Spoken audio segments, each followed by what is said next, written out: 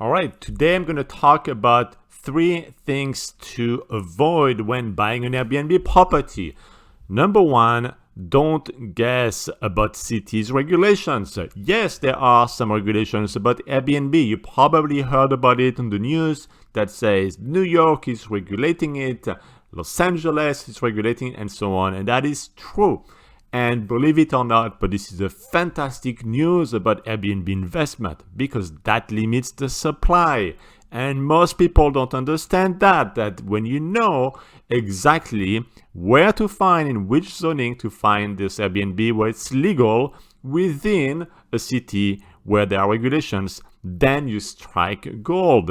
That is one of the best kept secret. But don't guess the regulation. Make sure you do your homework there to really understand where it's legal and where it's not. The second thing to avoid is don't guess the profitability of this short-term rental that you want to buy or that you want to sublease.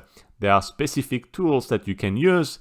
I provide one in my cash flow method, but you can also try to identify it yourself, but don't guess it. Make sure that you work with someone that is very experienced for short-term rental.